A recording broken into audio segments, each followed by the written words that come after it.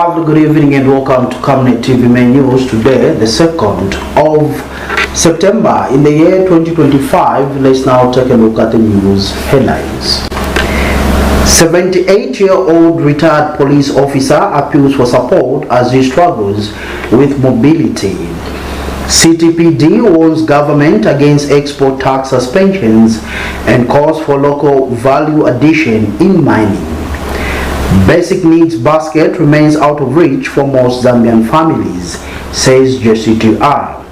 In international news, Burkina Faso bans homosexuality and offenders face prison terms. And in sports, CHIPOLOPOLO squad strengthens ahead of Morocco showdown. Join me for these and many more stories after the break. Get all the latest updates and court news only on Camnet TV.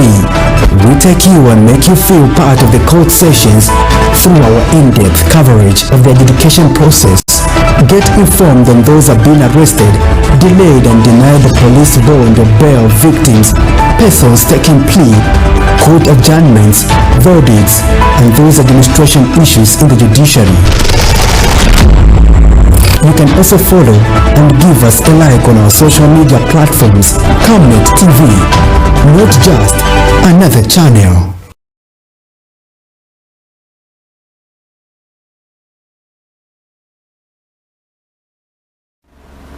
Camnet TV main news now showing on Topsat channel 106, streaming live on Facebook, YouTube, and on the Kenstream app. With the main news in detail, I'm Tapelo Joe Smarter. A 78-year-old retired police officer residing at Lealui Royal Palace has appealed to the government and well wishes for assistance, particularly the provision of a wheelchair as he struggles with mobility. Richard Mutukwa, who has been largely abandoned by family members, revealed that many of the people he once cared for during his service have since distanced themselves due to his current condition. He is seeking support in the form of any material assistance, with a wheelchair being a priority to improve his mobility and quality of life. Inonge Akufuna, a resident of Lealui Royal Village, emphasized that Mr. Mutukwa is vulnerable, lacks proper shelter, and requires urgent assistance. She called on authorities and the public to step in and provide the support he desperately needs. Our reporter, Msievo Kabila, now reports. This is Richard Mutukwa, living with a disability in the Royal Village in Mongo District, Western Province. Mutukwa is 75 years retired police officer who has been abandoned by his relatives and a wife, living in a difficult condition, and he is appealing to the government and all wishes for support of a wheelchair and other materials. Ni hana baisu akulikuti ni ofezi anina nja kucha nati kama ni kono kale na bani ne babeka batanga kuna ngeni beka ba polisi kona kuifa kwa muzo au lekina roko kona kuna jolefani na kabutata kuna ne wana mwana ni ena wahana mayo jeni kupakumina ba mutu wa mulimu basi chava za mulimu za Yesu kuli mwendi nikafumana hoteli nja kawe kuchia chwalo kuli mwendi nikazamanga ani omwana mutu chwalo kona zeuze nikupavera niza kupa hulu kakwe nikalie kukupa kono anifumani. And the other residents echoed similar concerns, stating that the old man is suffering and he needs any support from all wishers. Ruvilaza kuwemuna muwabiza umwaka moe. Akupewa bapira kawona. Bapira upewa kunyanda. Kaba kisa kwa abana ne bandu. Upewa uche kwa kushasha wakufi wafera. Uche yabona kenyi aina keishwa. Uche sicho kwenye kufiwa alikakao fea banyanda. Ntuwero kumukisa kambi kwa mabatusa katika mbele mabatusa. Livia nali kuwoka wafera abana. Kwenye kufiwa tukushashira afya na chwalo. weka kahora kasheni kao waka feta kwa sicho buli kimu yazirehire akiwa musali akiwa mabasi ape kevera haya alitengi kimusali ape nyina kimuchembere kona kuli baizi mu butataho butuna batokwa tuso yasikyaba batokwa tuso yamuso batokwa tuso yali fasi kubasuterera kuli bafuma ne bupiro bubunde na sepa mwendi mulikire kuyobona fa baloba baloba falishasha abanandi zabanani kimu yazirehire luli Mino Inongera Kufuna also added a voice stating that the man is living in a dilapidated house. Kwa muso kulikambe kwa kona hala muso wa utwele butuku kapa baba kona tela ma well wishers baba kona kwatusa either wheelchair kamba twakucha tuvyana chero twakutina kamba manege kandu mwakuli bakone kuina ni lwakona kubatusa luli mukabulera kulikambe lwa batusa luna baba pilani bona kono mwazi bupiro bwakachenule mu bwinyezi lupira katata ngohola kubire nilinanga bana bali kololi kamani kona kuli bupiro upira kabupiro bw'ubutata lumwa bulozi luli unomwe hatutapitubona halire kono kifana kwe kuswani naziba Kelvin Kabirangu Siemo, Camnet News in Mungo District, Western Province. The Jesuit Center for Theological Reflection, JCTR, says Zambia's progress in food production has not yet translated into nutrition security, with many households unable to afford balanced diets despite the country being self-sufficient in key staples.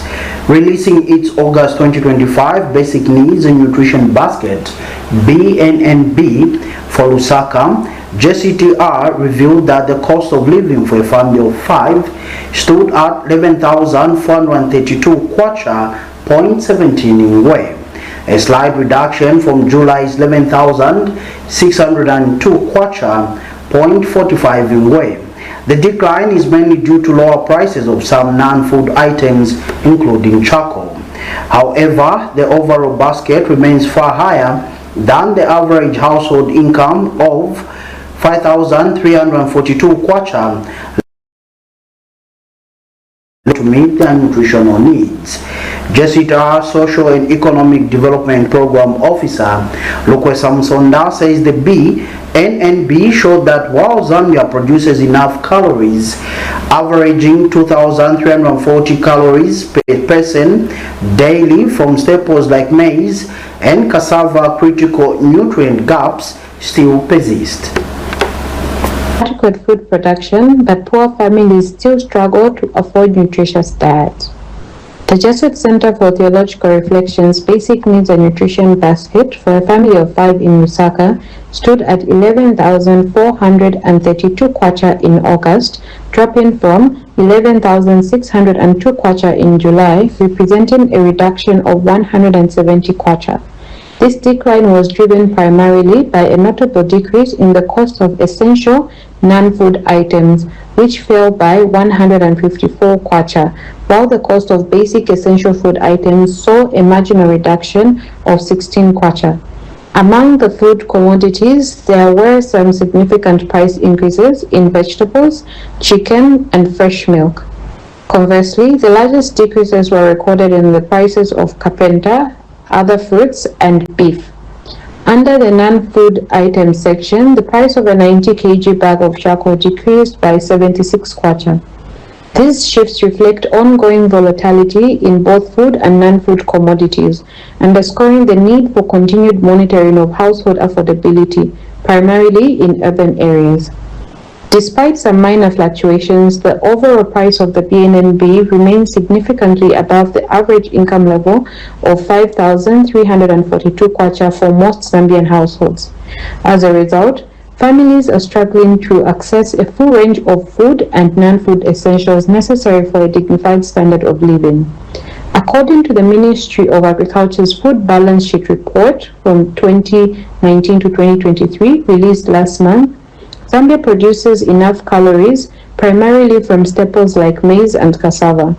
The report depicts that as a country, we are self-sufficient in these crops, indicating progress in food availability. The Center for Trade Policy and Development, CTPD, has warned that government's decision to suspend export taxes on copper concentrates risks undermining Zambia's revenue base and derailing efforts to promote value addition in the mining sector.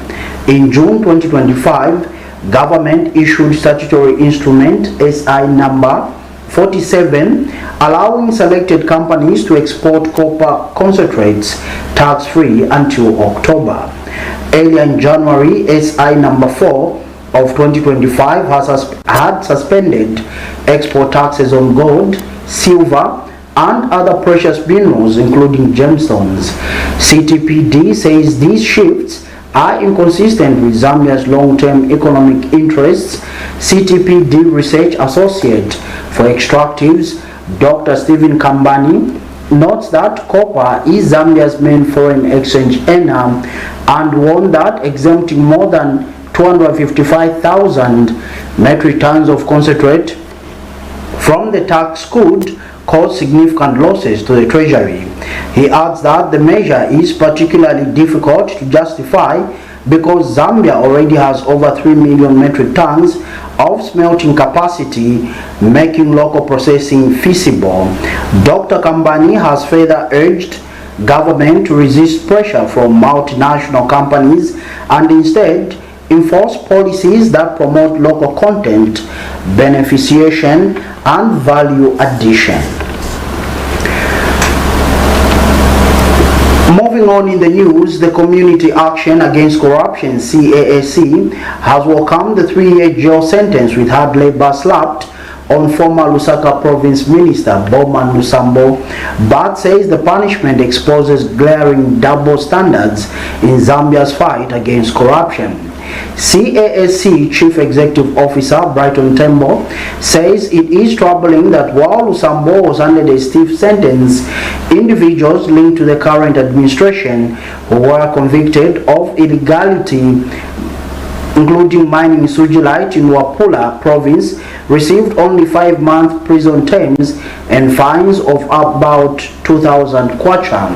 He says this disparity sent a strong and wrong signal about fairness and inconsistency in the justice system. Mr. Tembo stresses that Lusambo's case highlights a wider trend in which the Anti-Corruption Commission (SEC) and the Drug Enforcement Commission (DEC) only act decisively against corruption once political figures are out of power. You know, sending former Lusaka Province Minister Bowman Lusambo to prison for 3 years with hard labor is something that is welcomed in corruption fight, but it has come with a lot of mixed feelings because we are now trying to process and analyze why those who were mining sugilite were given 5 months imprisonment with hard labor. Then Bowman Lusambo has gotten 3 years with hard labor. You know, when we are fighting corruption using the justice system that seems to be very selective, where others should be punished with heavier sentences, then others should be given lighter sentences, then we are creating that a lack of confidence in corruption fight, and we are creating a situation where people would definitely say that this fight against corruption is very selective. When we decide to give a harsher punishment to people, let people be punished in that harsh way without selecting or without choosing who is who. People should just be punished. So we are failing to process the discrepancy on these two punishments, where the others got 5 months, then this one has gotten 3 years with hard labor. I think we have to move to a situation where justice system must not be seen to be very selective and lenient to others, then harsh on the other side. Let us fight corruption in a manner that is convincing. If people are corrupt, they are corrupt. Punish them in a manner that is not selective. But this one, it is now dividing people because people will think, why others 5 months, the other one 3 years? We have to understand that.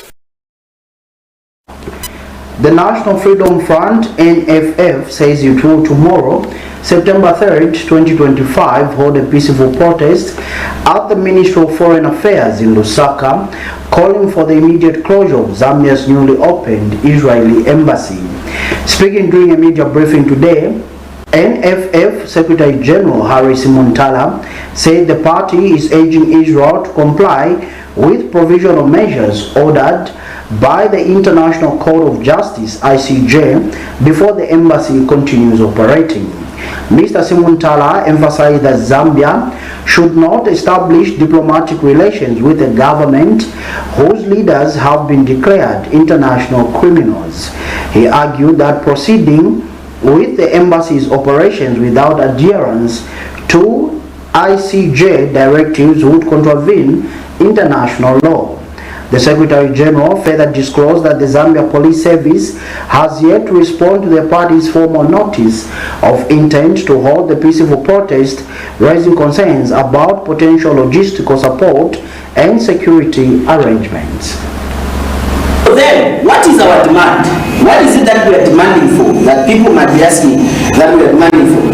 So as National Freedom Front, one of our demands is that tomorrow, the 3rd September 2023, we are going to hold a peaceful protest, as we indicated in the inception of our speech, that we are going to hold a peaceful protest where we are going to demand, among other things, that there should be a closure of the Israeli embassy until Israel has complied with the provisional measures ordered by the ICJ, which is the International Court of Justice. The orders that have come out from that court, Israel must comply with them. That's when we can allow the opening of their embassy. As at now, we are going to be demanding for its closure. And we are also going to demand that the Israeli embassy can only be opened if Israel is cleared of all crimes against humanity.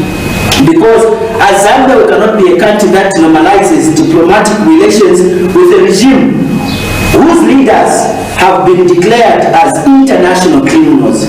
Remember, when we are siding with criminals, you're also a criminal, right? So are we saying, as Zambian citizens, we are going to allow our government to be siding with criminals, and we are also going to be called international criminals? In my language, we say that which means if you go with people who eat food of other people, you are also a person who will be eating food of other people. That is what is happening with our government and our foreign policy, which as National Freedom Front we are against with. This is our call to action to all the progressive citizens, our friends from the civil society, our friends, you people from the media, our friends, the international community. Zambezi East Member of Parliament, Brian Kambita, has defended the performance of the UPND administration in the last 4 years, describing it as remarkable and anchored on prudent economic management and accountability. Speaking during a media briefing in Lusaka, Mr. Kambita said the government had delivered on its campaign promises by restructuring the country's debt, enacting the Public Debt Management Act, and ensuring budget credibility in the execution of public resources. He noted that debt restructuring created the fiscal space for government to sustain key social and economic programs even in the face of challenges such as the recent drought. We do not want to go back into the same trap that our colleagues took the whole country into. That's why we passed this law, and now debt is managed in that order. Apart from that, there is what we call as budget credibility. Whenever we appropriate funds in Parliament, the UPND government has been magnanimous enough to ensure that we execute expenditure according to the way it has been approved by Parliament. And if you want to follow this as the media, as an investigative media, you should be following activities that go on in Parliament. There is a committee called the Planning and Budgeting Committee, which reviews performance of the budget, the national budget. And there are details therein which will show you how credible this government is in terms of executing the national budget. That in itself translates in the ability of making sure that you are able to meet what you plan for yourself. CDF has been disbursed exactly according to the way it has been appropriated. Tell me which one of the years government failed to disburse funds the way they had appropriated them. This is one thing we need to look at. The next thing I want to talk about is now what we've been able to do because of budget credibility. We've also stuck to our policy of encouraging production. We have not just been credible, but we have encouraged production in the mining sector. You've heard the president pronounce himself on several occasions on how he wants the mining sector to actually revamp this economy.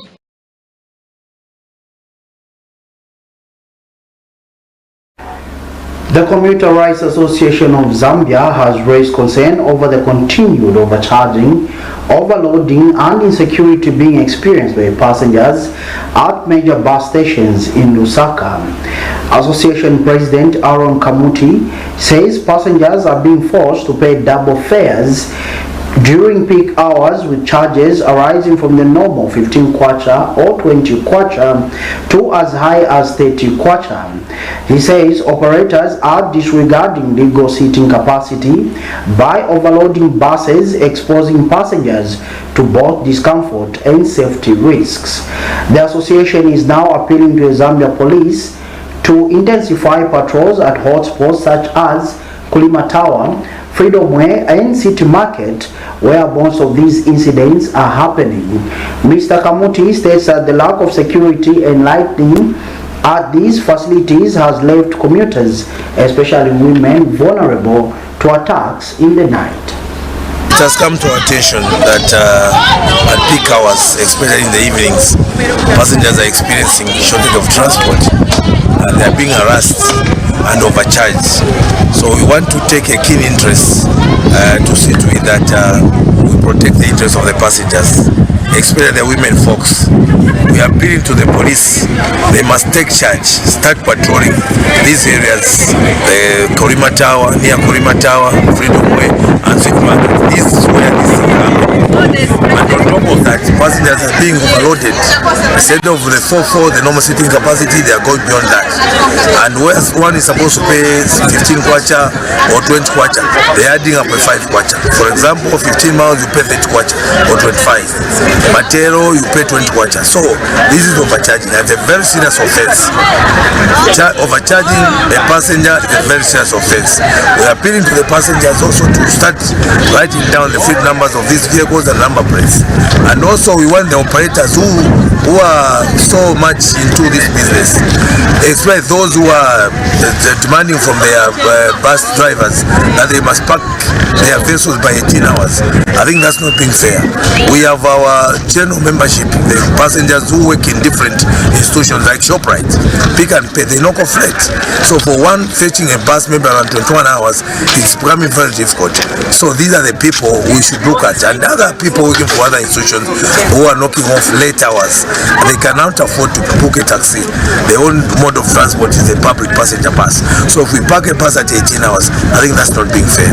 And we want to see writing up of rights at Korima Tower, Intercity, and also City Market. But peak hours, it's very difficult for one to fetch a bus in this facility because there are no rights.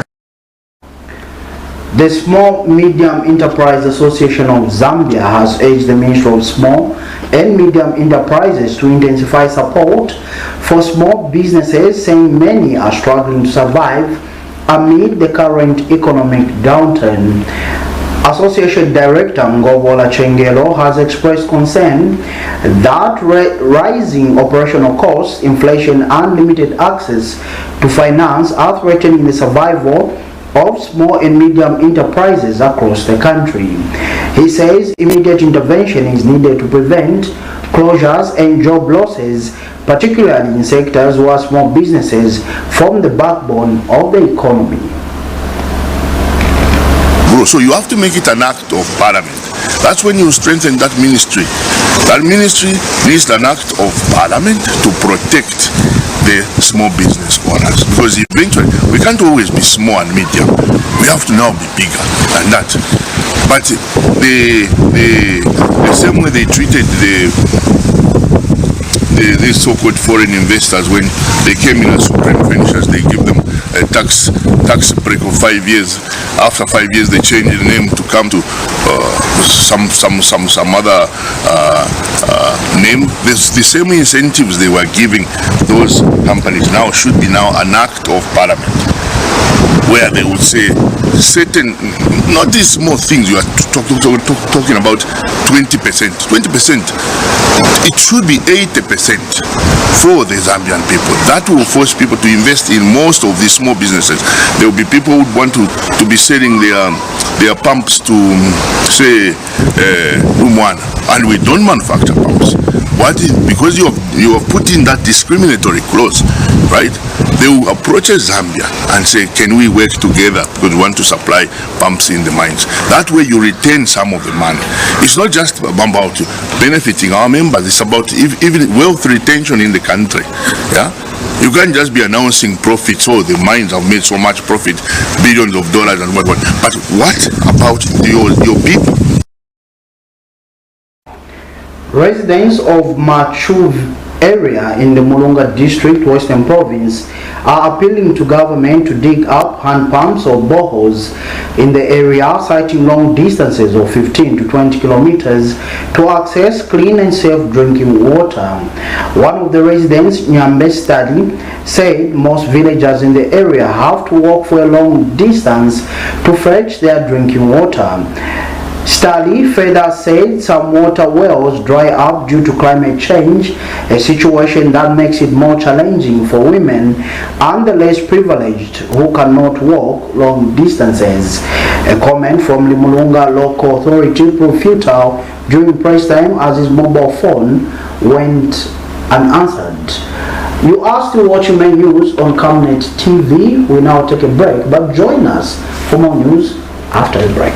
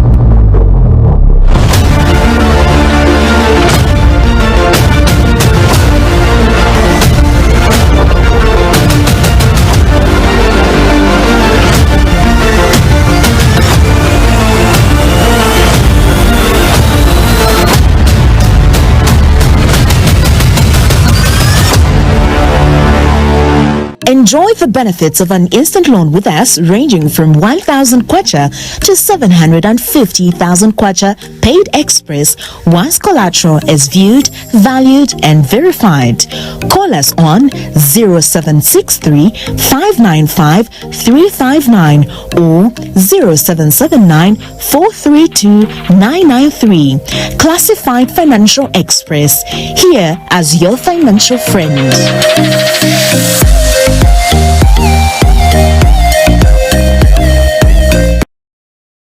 Are you looking for a reliable and efficient courier company with international standards? Then let UBZ Courier, your trusted partner in swift and secure deliveries, be your ultimate choice. Whether it's a small package or a hefty consignment, UBZ Courier handles it all, locally and internationally. Our modern call center ensures personalized attention for every client. For seamless deliveries within Zambia and beyond, trust UBZ Courier. Call us now on +260 763 062 680 or visit us at plot number 15 Mwapona Road, Woodland, Lusaka, Zambia. UBZ Courier, a world-class brand that can be trusted. Potatoes, the unsung heroes of flavor. From crispy chips to creamy mash, potatoes are the versatile superstars of your kitchen. Grown with love by our dedicated workforce drawn from around the community of Palavana. Savenda Farm's commitment is to see to it that we have potatoes that are grown right, healthy, big and tasty. For that quick fix or big celebration or that meal that brings family together, top chefs rely on the Savenda potato to create culinary masterpieces. And for others, it's that icebreaker to a delightful conversation. So, embrace the magic of Savenda potatoes. They're not just a side dish, they're the heart and soul of your kitchen. Savenda, save nations, develop Africa. Welcome back. We continue with the main news. Government has increased the caseload of social cash transfer beneficiaries in Central Province to 143,391 kwacha. Central Province Social Welfare Officer Yvonne Tomali stakeholders engagement meeting for social cash transfer scale-up activities in Kabwe. And Central Province Permanent Secretary Dr. Muna Mwanagampwe, who graced the event, said social cash transfer is the backbone of the country's social protection system. Nais found in this report. These are officers from various government departments. They are here to make submissions on social cash transfer scale-up activities. Central Province Permanent Secretary Dr. Milna Mwanakampwe revealed that government has increased the caseload of social cash transfer beneficiaries in Central Province by 40,140. Social cash transfer has become the backbone of the country's social protection system and the cornerstone of this government's commitment to equity and human development. Your government, under the leadership of His Excellency President Hakainde Hichilema, intends to increase the caseload of beneficiaries by 40,140 in order to cover more vulnerable households that are in need of support. And Central Province Social Welfare Officer Yvonne Tomali explained that Chiwambo District has the highest caseload. The national caseload it stands at 250,000 households, and we are privileged as Central Province through having been given 40,140 beneficiary households, with Chiwambo being the highest with 600, above 600 households. Musa Piri, a social welfare officer, explained the objective of the program and how his department is operating in coming up with a credible beneficiary list. The program objectives, the overall objective is to contribute towards the reduction of extreme poverty and intergenerational transfer of poverty. Helen Witte reporting from Kabwe, Central Zambia. We now switch to international news, where Burkina Faso's parliament has passed a law criminalizing homosexuality, with offenders facing prison sentences of 2 to 5 years, according to the state broadcaster. The amended family code was approved unanimously on Monday, more than a year after it was first introduced by the military government of Ibrahim Traore. The legislation comes into immediate effect, with individuals in same-sex relationships now subject to both fines and imprisonment. Justice Minister Edaso Rodrigue Bayala said during a televised briefing describing homosexuality acts as a bizarre behavior. The government has framed the law as a measure to protect marriage and family values, emphasizing that offenders will be held accountable in court. Burkina Faso joins more than half of Africa's 54 countries that maintain laws banning homosexuality, with penalties ranging from prison sentences to the death penalty. Here's a roundup of international stories. It was once just a humble family staple, but today it's become the symbol of national transformation.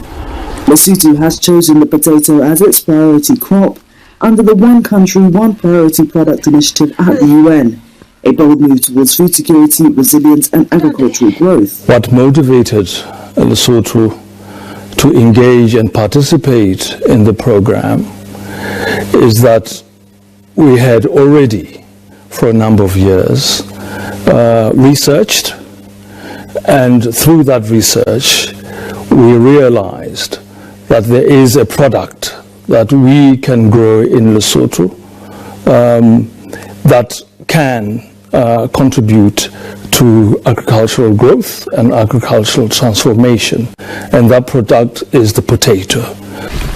In Lesotho's resilient mountain regions home to many vulnerable communities, potatoes thrive. In 2023, 27-year-old Maluta Mahau began farming potatoes in the remote town of Sononkong. Farming is important for young people because it allows us to create our own jobs, earn an income to support ourselves and feed our families. Lesotho's high-altitude climate boosts potato yields, now up 20% in some areas. The goal is not just food security, but reducing Lesotho's reliance on other countries.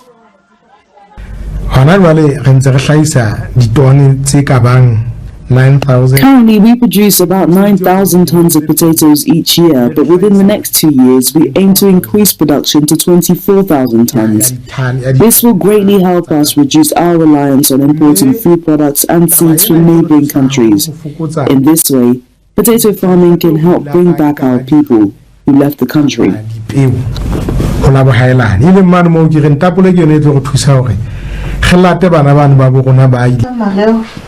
Through the program, potatoes are empowering local markets, driving income, empowering women, and uplifting rural youth.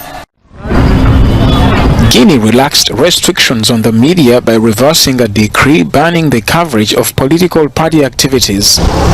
Guinea's media regulator had earlier issued an order prohibiting journalists from covering political parties facing dissolution or suspension by the authorities. But in a note to AFP on Monday, the head of the country's communications authority said the media can cover all political sides provided they observe election campaign rules. The West African country will hold a referendum on September 21st, expected to open the way for a return to civilian rule. The military seized power from President Alpha Condé in 2021. Guinea's junta has been accused of suppressing media freedom ahead of the vote. In August, army rulers suspended the country's 3 main opposition parties, including that of former President Condé. The decree prevents the parties from engaging in political activity. Burkina Faso's ruling military junta has passed a law criminalizing homosexuality and making it punishable with up to 5 years in prison. Foreigners convicted under the new law will be deported. The bill, directed at what it called perpetrators of homosexual practices, was passed unanimously by the transitional parliament's 71 unelected members.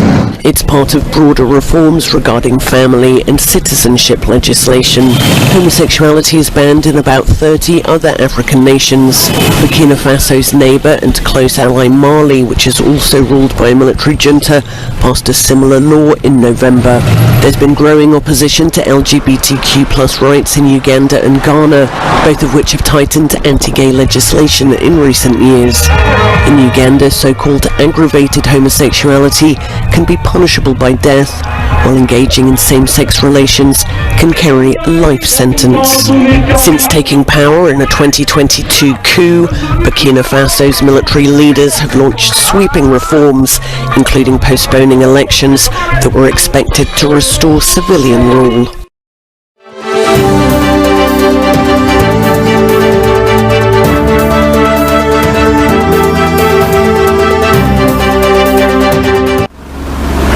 And finally, in sports news this evening, the Zambian national team CHIPOLOPOLO has boosted its ranks with the arrival of 5 new players ahead of the crucial FIFA World Cup qualifier against Morocco. Leicester City's Patson Daka, Emmanuel Banda, Songa Chipioka, Benson Sakala, Joseph Sabobo Banda and Fashion Sakala have joined the camp, bringing the total number of players to 19. Expectations are high as more players are set to join the squad today, completing the 31-man roster called up for duty. Coach Avram Grant will then trim the squad towards 224 after fitness trainer Jamie Rollins assesses the players' physical readiness. The stage is set for Monday's intense clash against Morocco at the Levi Mwanawasa Stadium in Ndola.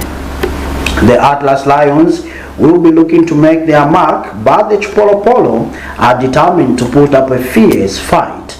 Kickoff is scheduled for 15 hours and all eyes will be on the team as they battle it out for World Cup qualification.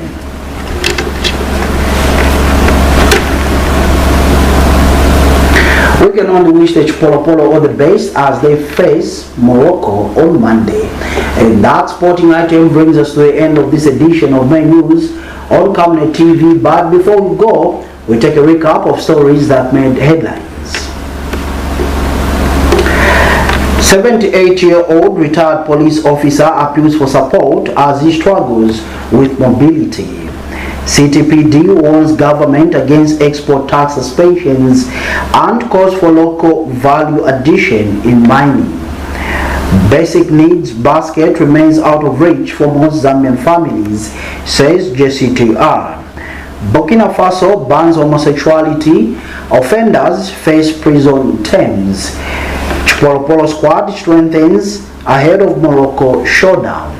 We now look at the Camnet verse for the day, coming from the book of Isaiah, chapter 60 and verse 1. It reads, Arise, shine, for thy light is come, and the glory of the Lord is risen upon thee. We end the reading and we end the main news on Camnet TV. But dear viewer, do remember, like always, that Camnet TV is not just another channel now showing live on Topstar channel 106, streaming live on Facebook, YouTube, and on the Kenstream app. On behalf of the entire production team, I'm Tapelo Joe Smarter. Good evening and God bless.